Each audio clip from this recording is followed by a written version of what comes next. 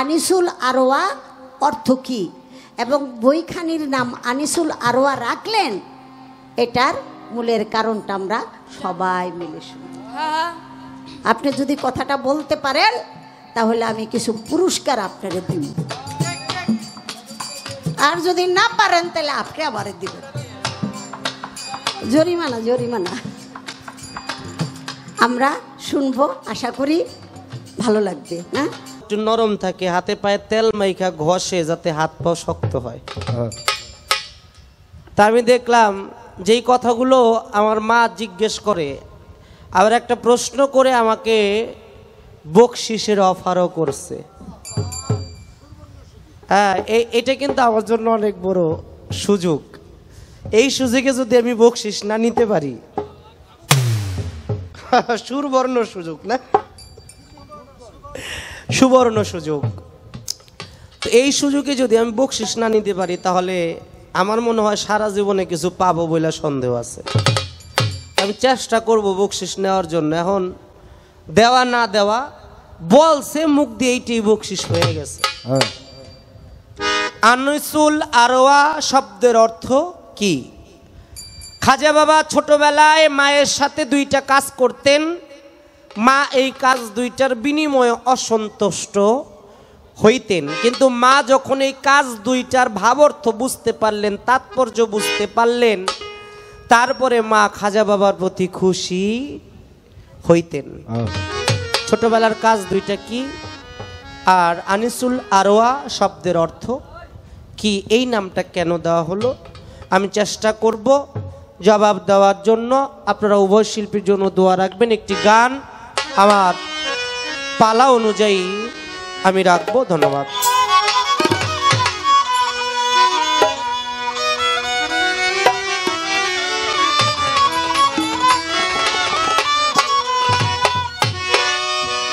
ওরে ওঠো ওঠো ওঠো রে ভাই খাজা বাবার না, ওঠো ওঠো ওঠো রে ভাই খাজা বাবার নাই। দেখিবে পাঞ্জাতনে নবী মোস্তফায়, দেখিবে পাঞ্জাতনে নবী মোস্তফায়।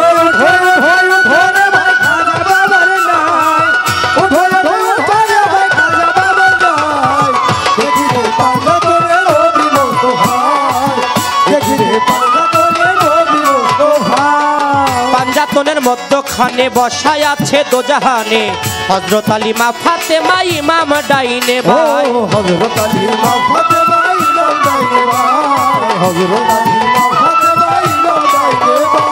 পাঞ্জাতনের মধ্যখানে বসায় আছে দোজাহানে হযরত আলী মা ফাতেমা ইমাম ডাইনে ভাই। হযরত আলী মা ফাতেমা ইমাম ডাইনে ভাই, হযরত আলী মা ফাতেমা ইমাম ডাইনে ভাই। ওরে চিশতিয়া তরিকার তরি প্রেম খেলা নিজে খোদায়, ওরে চিশতিয়া তরিকার তরি প্রেম খেলে নিজে খোদায়। দেখিবে পাঞ্জাতনে নবী মোস্তফায়, দেখিবে পাঞ্জাতনে নবী মোস্তফায়।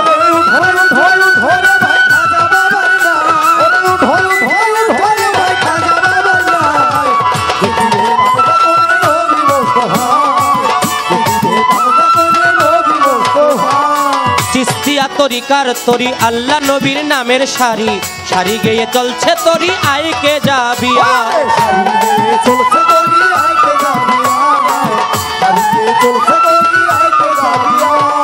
চিশতিয়া তরিকার তরি আল্লাহ নবীর নামের সারি, সারি গেয়ে চলছে তরি আইকে যাবি আয়।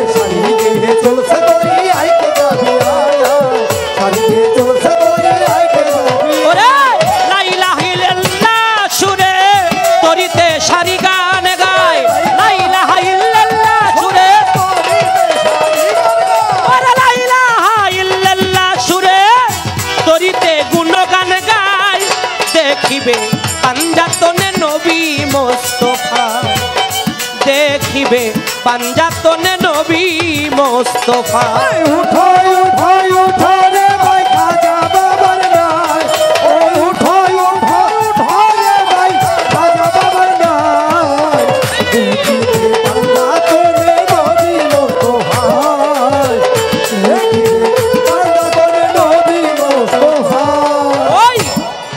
তরিতে উঠিল যারা আহলে জান্নাতি তারা ঘোষণা করিল আমার আপে খোদ খোদা ঘোষণা করিল আমার আপে খোদ খোদা ঘোষণা করিল আমার আপে খোদ খোদা ওই তরিতে উঠিল যারা তরিতে উঠিল যারা আহলে জান্নাতি তারা ঘোষণা করিল আমার আপে খোদ খোদা ঘোষণা করিল আমার আপে খোদ খোদা ঘোষণা করিল আমার আপে খোদ খোদা ওরে আবুল সরকার রইল আশায় আমারে নিয় নৌকায় ওরে আবুল সরকার রইল আশায় আমারে নিয় নৌকায় দেখিবে পাঞ্জাতনে নবী মোস্তফা দেখিবে পাঞ্জাতনে নবী মোস্তফা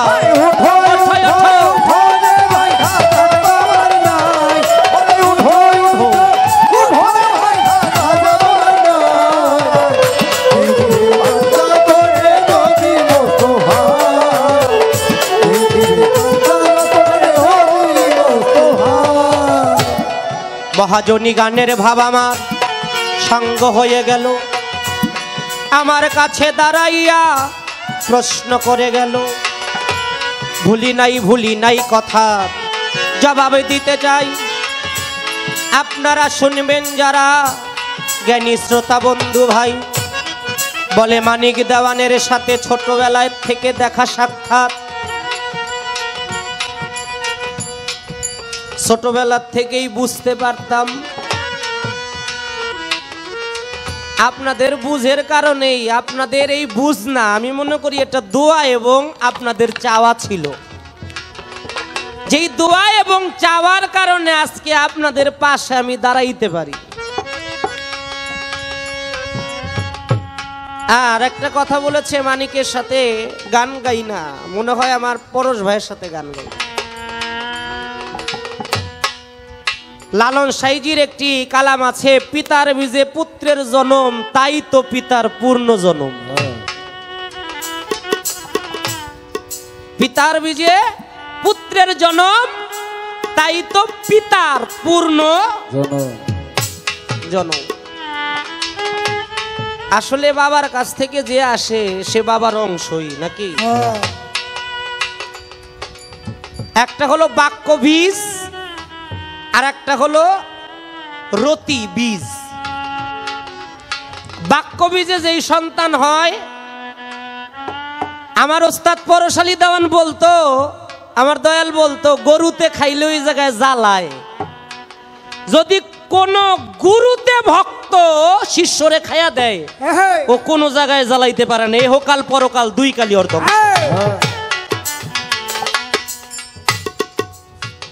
ভক্ত যারা আছেন একটু খেয়াল রাখবেন গুরুর প্রতি যেন আপনার আদব শ্রদ্ধা ভালোবাসা ভক্তি বিশ্বাস প্রেম পূর্ণাঙ্গ থাকে যদি একবার গুরুতে আপনারে খায়া দেয় আপনি কোনো জায়গায় কুল পাবেন না কথাটা কেন বললাম আমার দয়াল পরশচন্দ্রের আশীর্বাদের হাত আমার মাথায় তার ওরসের মধ্যে জীবনের শেষ ওরস তিনি বলেছিল তোমরা যদি আমি পরশকে কেউ খুঁজো তাহলে আমার মানিকের মধ্যে তোমরা খোঁজ করো আমার অভজন দেহ ভক্তিহীন প্রেম শূন্য দেহ আমার বান্ধবী ভক্তিহীন প্রেম শূন্য দেহটার মধ্যে কিভাবে আছে কি পর্যায়ে আছে এটা আমি নিজেও জানি না আমার বাজানি ভালো জানে আমার দরদীদের কাছে দয়া চাই দোয়া চাই সুদৃষ্টি চাই আমি যেন আমার বান্ধব পরশচানকে আমার হৃদয়ের রসনায় সদা সর্বদাই উপলব্ধি করতে পারি ধরে রাখতে পারি সকলের কাছে আমি এই আশীর্বাদটুকু ভিক্ষা চাইলাম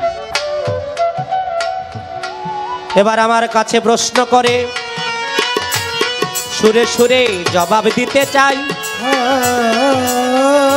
আল্লাহকে ডাকি দয়ালকে ডাকি বুঝি আমার ডাক হয় না ওই ডাক পৌঁছায় না দয়ালের কানে তাই সুরে সুরে মায়ের কথার জবাব দিব আমি আপনারা শুনবেন যত বৈশাজ্ঞানী গুণী, কেমনে ডাকি তাই বলো না, রসনায় ডাকিতে জানে না। ডাক শিখাও যাহারে সে ডাকে তোমারে,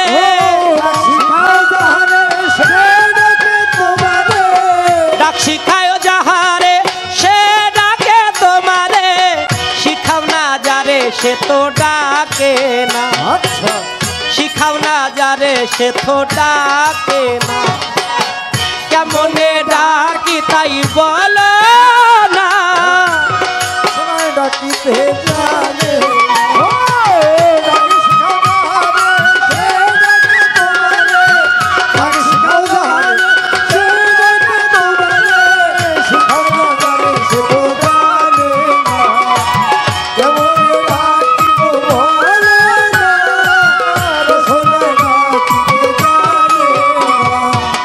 কেমনে ডাকিলে পৌঁছায় কর্ণ মূলে, আসিতে পারে আমার হৃদয় কমলে।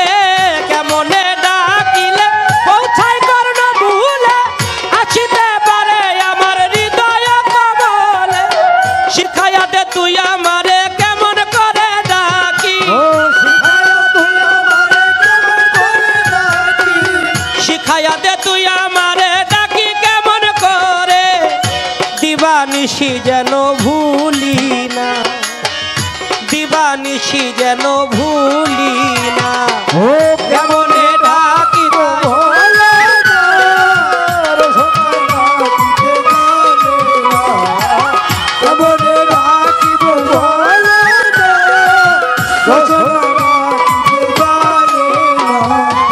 শুনেছি শ্রবণে সাধু গুরু শোনে, অজপ নাম জপে আছে সেই তো জানে।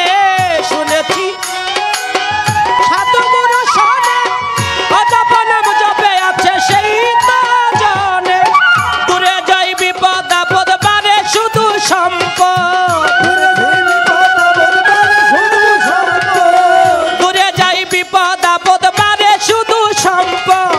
ভবেরও যাত না থাকে না, ভবেরও যাত না থাকে না। কেমনে ডাকি তাই বলো না, রসনা ডাকিতে জানে না।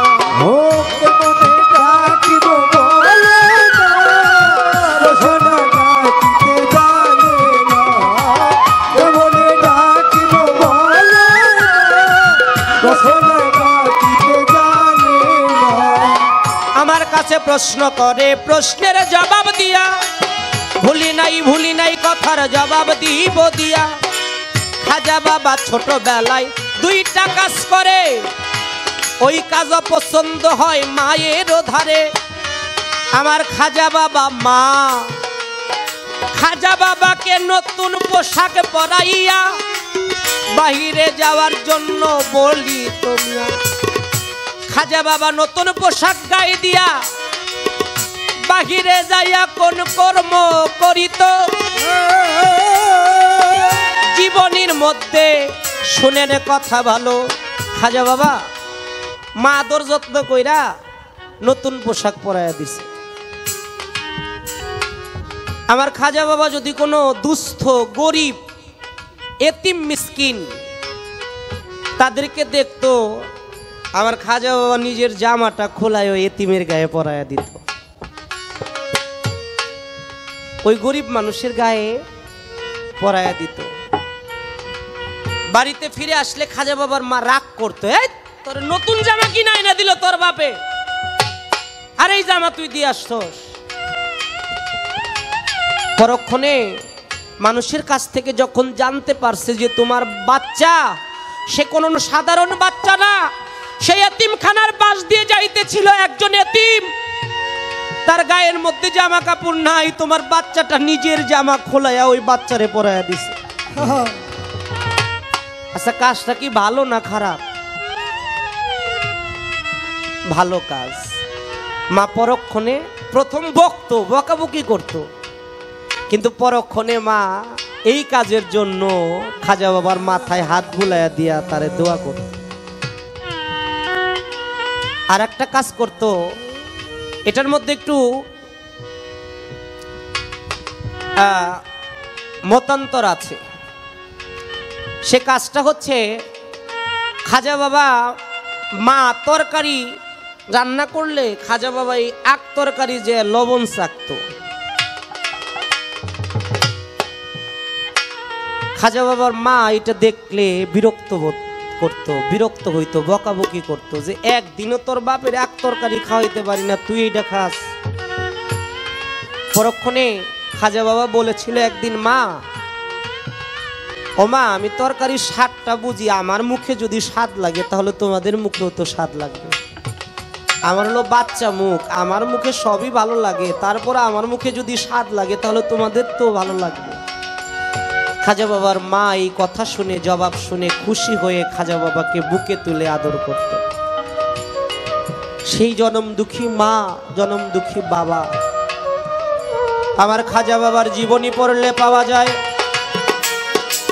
7 বছর বয়সের কালে খাজা বাবা নামাজ রোজা ধরে, 15 বছর বয়সের কালে গেল তার পিতা মাতা মরে। নিজস্ব এক ফল বাগানে গাছে ঢালতো পানি, ওই বাগানে চলে গেল আল্লাহর মজলুম, আল্লাহর একজন ওলি ইব্রাহিম কুন্দজি নামে জীবনীতে কয়, খাজা বাবা পায়া তারে কি কর্ম করলো হয়। খাজা বাবা পায়া তারে কদম গুছি করে, বেদানায় আঙ্গুর ছিড়িয়া খাইতে দিল তারে। খাজা বাবা পায়া তারে কদম বুচি করে, বেদানায় আঙ্গুর ছিড়িয়া খাইতে দিল তারে। ফল খাইয়া খুশি হইল কুন্দুজের পরাণী, নিজের জাম্বিল হইতে একটা ফল বাইর করিলেন তিনি। নিজে চাবাইয়া ফল খাজা বাবার হাতে দিল। বাবা, আমার কথায় তো আপনারা বিরক্ত হন না?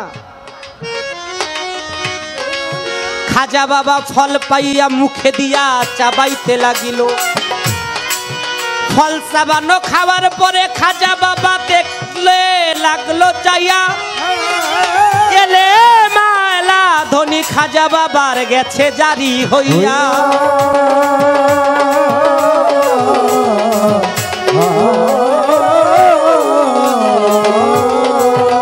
সাতমুখ আসমান, সাতমুখ জমিনের নিচে কি হইতেছিল খাজা বাবা দেখে এক জায়গায় বসিয়া। ইব্রাহিম কুন্দজি মজলুম আল্লাহর ওলি, তার কাছে খাজা বাবা বলতেছে বিনাইয়া, আমার কাল্ব জিন্দা করে দিলেন, কাশপ খুলে দিলেন, আপনারে জানাই দয়া করে আমাকে মুরিদ করেন, আপনাই বলে যাই। ইব্রাহিম কুন্দজি বলে, আমি মুরিদ করতে পারবো না, তোমারে জানাই আমার মুরিদ, আমার কিন্তু এই জগতে মুরিদ করার কোনো আদেশ নাই। তাই নেশাপুর এলাকায় আছে হারুন নামক গ্রাম, ওই গ্রামে আছে তোমার দয়াল গুণধাম।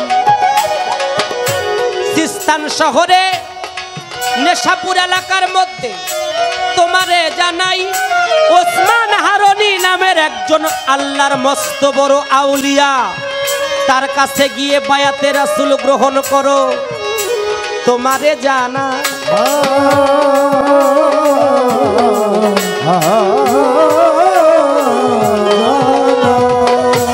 ওসমান হারুনি ভক্তবিন্দু নিয়ে মজলিসে আলোচনা করতেছিল।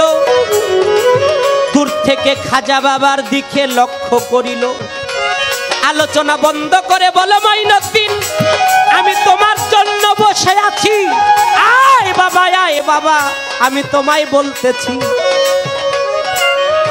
ওসমান হারুনির কাছে গেল মুরিদ হইয়া।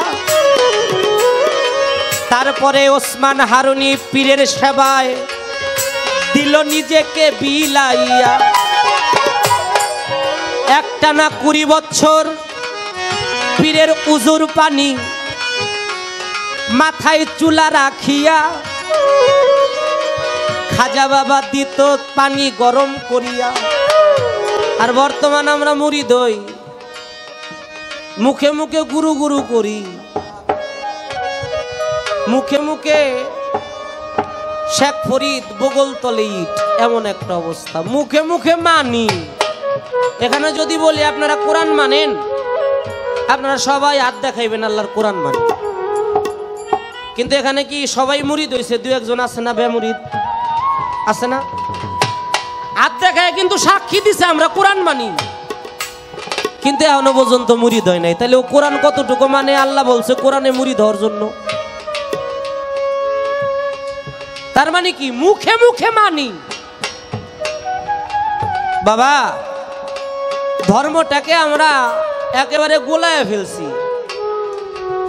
এমন ভাবে গোলাইছি, এখন ধর্ম থেকে আমরা অনেক দূরে পিছিয়ে আছি, অনেক দূরে সরে আছি।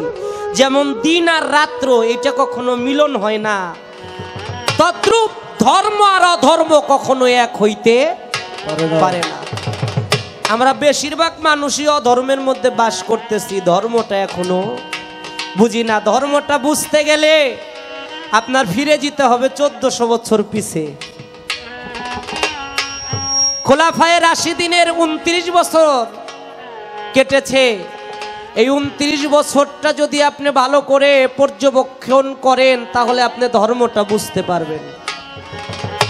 আমার দয়াল নবী পর্দা নিলেন, বেসাল মোবারক গ্রহণ করলেন। আমার দয়াল নবী চর্মচোখের আড়াল হয়ে গেলেন। 2.5 দিন পর্যন্ত আমার দয়াল নবীর দেহ মোবারকটা জমিনের উপরে ছিলেন। আপনারা এই কথা সবাই জানেন। বনি সাকিনায় আবু বকর সিদ্দিক, ওসমান, ওমর ফারুক, দয়াল নবীর গুরুত্বপূর্ণ কাছের যেই সাহাবা একরাম ছিল, তারা মালামাল গনিবতের মালামাল বন্টকের জন্য পাগল হয়ে গেছে। এইদিকে আমার দয়াল নবীর দেহটা পড়ে আছে মাটির উপরে। শুধু কি তাই করলো? নির্বাচিত করলো আবু বকর সিদ্দিককে খেলাফতের। তার সময়কাল কাটলো 2 বছর 6 মাস। তারপরে ইসলামের দ্বিতীয় খলিফা হযরত ওমর, তার খেলাফত কাল কাটলো 10 বছর 3 মাস। তারপরে আসলো হযরত ওসমান জিন্নুরাইন, তার খেলাফত কাল কাটলো 11 বছর 6 মাস। এইভাবে মোট 23 বছর 9 মাস তাদের খেলাফত কাল কাটছে। আর এই 23 বছর 9 মাসে ইসলামটাকে একেবারে ধূলিসাৎ করার জন্যই তারা চেষ্টা করেছে। কষ্ট হয় আমার কথা আপনাদের? আজকে আমরা ইসলামের নামে যা পাইতেছি এটা ইসলাম না, এটা নূর ইসলাম। প্রকৃত ইসলাম যদি আপনাকে বুঝতে হয় আপনাকে ফিরে যেতে হবে কারবালার মাঠে। আমার মাওলা হুসাইন তিনি মিথ্যার কাছে তার মাথাটা নত করে নাই, সত্যের জন্য তার মাথাটাই দান করে দিয়েছে। সুবহানাল্লাহ বলবেন না আপনারা? এর জন্য খাজা বাবার একটি লেখা আছে, শাস্তে হুসাইন, দিন আস্তে হুসাইন, দিন পানা আস্তে হুসাইন, সারদাত নাদাত দার দস্ত ইয়াজিদ, হক্কে বেলা লা ইলাহা আস্তে হুসাইন। হুসাইন হইল বাদশাহ, হুসাইন হইল ধর্মে মূল। মিথ্যার কাছে হুসাইন মাথাটা নত করে নাই, সত্যের জন্য এজিদেরকে এই মাথাটা দান করে দিয়েছিল, তবুও মিথ্যার কাছে পরাজিত হয় নাই। যেদিন হুসাইন কারবালার মাঠে তার শের দান করেছে, আমার খাজা বাবা বলেছে ওই দিন ইসলাম আবার পুনর্জীবন পেয়েছে।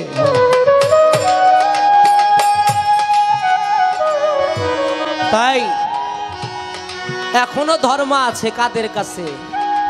এখনো ধর্ম আছে ওলি আল্লাহ পীর মুর্শিদের কাছে। এখনো ধর্ম আছে আওলাদে রসুলের কাছে, আলে মোহাম্মদের কাছে, আমার নবীর ওয়ারিসদের কাছে, ওলি আল্লাহ পীর মুর্শিদের কাছে। তাদের কাছে গিয়ে যদি আপনারা নবী রাসূলের জীবন দর্শন শিখতে পারেন, ওলিয়া উলিয়ার জীবন দর্শন শিখতে পারেন, তাহলে আপনার জীবনটা বাবা 2 দিনের ক্ষণস্থায়ী জিন্দেগি। এখন আমরা বেশিরভাগ মানুষই আমাকে শিল্পীকে মধ্যে হলো ভাইরাল হওয়ার জন্য পাগল। আমি বাইরের মানুষের কথা কই না মা, আমার নিজের পরিচিত কাছের মানুষ গই দেখি বিভিন্ন ইউটিউবার গো ফোন দেয়, তুই আহিস অমুক জায়গায়, আমার গান রেকর্ড করবি যদি ভাইরাল হইতে পারি। ওরা দুনিয়ার জন্য পাগল। আমার নবী বলল, তুমি দুনিয়াও চাও আখেরাতও চাও, একসাথে দুইটা কখনোই পাবা না। যে দুনিয়াও চায় আখেরাতও চায়, সেগুলো চতুষ্পদু জন্তুর চাইতে, মানে 4 পায়া জন্তুর চাইতে নিকৃষ্ট। এর জন্য লালন সাইজি বলেছে, কোন কুলেতে যাবি মনোরায়, গুরু কোলে যেতে হলে লোককুল ছাড়তে হয়। কুল দুইটা, কোন কুলে যাবা? যদি গুরুকুলে যাইতে চাও তাহলে যশ খ্যাতি সম্মান টাকা পয়সা ধন দৌলত এই জাগতিক মোহকে বাদ দিয়ে গুরুর চরণে নিজেকে বিলাইয়া দাও। ওই কুলে নিজের কুল গড়ার চেষ্টা করো, তাহলে একটু নাজাত পাবা। আবার দুনিয়াও চাও আখেরাতও চাও, তাহলে তুমি 4 পায়া জন্তু পশুর চাইতো বেশি নিকৃষ্ট। এটা মানিক দেওয়ান বলে না, কোরআন শরীফ আল্লাহ বলে। তাই বাবা, মানুষ হওয়া এই মানুষের বড় সাধনা। হাত পাও নিয়া জন্ম নিলেই তাকে মানুষ বলে না। আমার খাজা বাবা কিতাবের নাম আনিসুল আরওয়া। আনিসুল আরওয়া, ইহার আবিধানিক অর্থ যদি করতে যাই, আনিসুল এর অর্থ হলো সুস্পষ্ট হক, এর অর্থ হলো সুস্পষ্ট হক।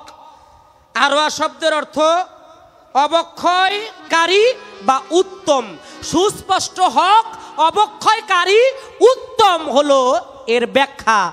আর এটাকে বলা হয়েছে, খাজা বাবা এই কিতাবটা নিজে নাম রেখেছে, নিজের হাতে লেখা আনিসুল আরওয়া। এর বাংলা অর্থ সুস্পষ্ট হক, অবক্ষয়কারী বা উত্তম।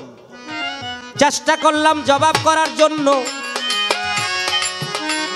এইবার প্রশ্ন করতে চাই,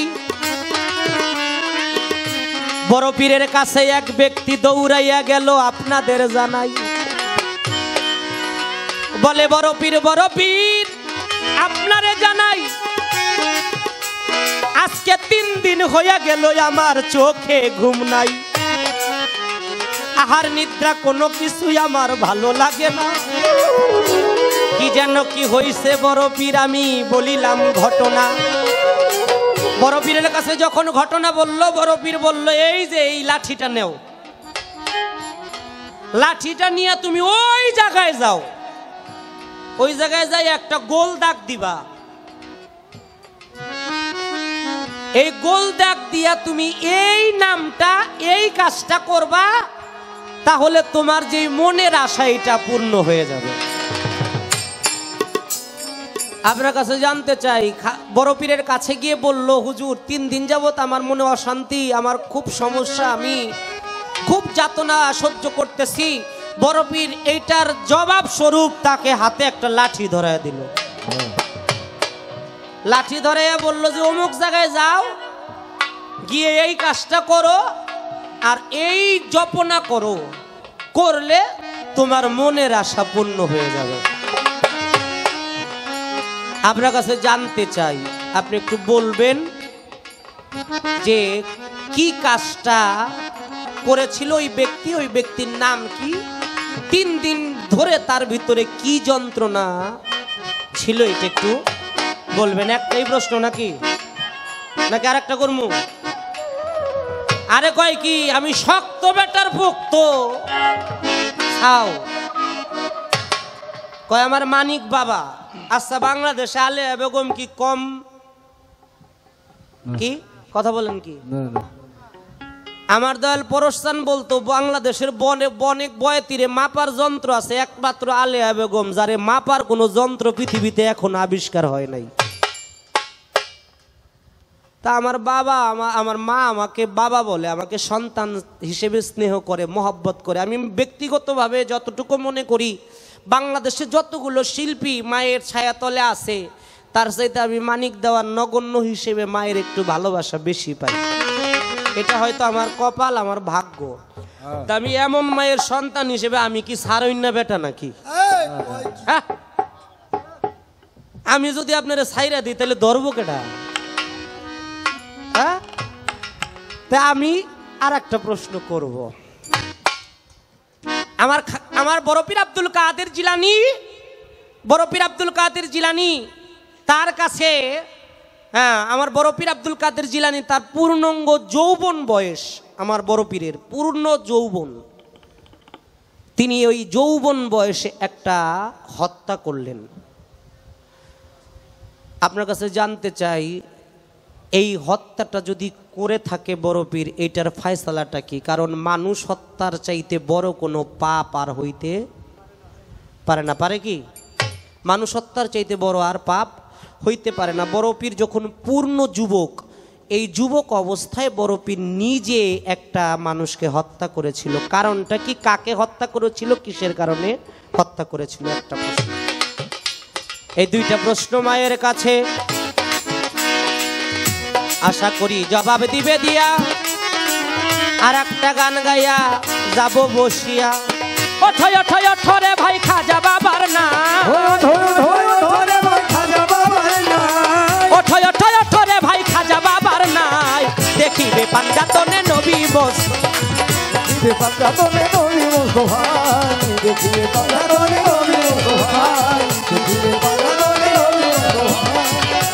দেখিবে পাঞ্জাতনে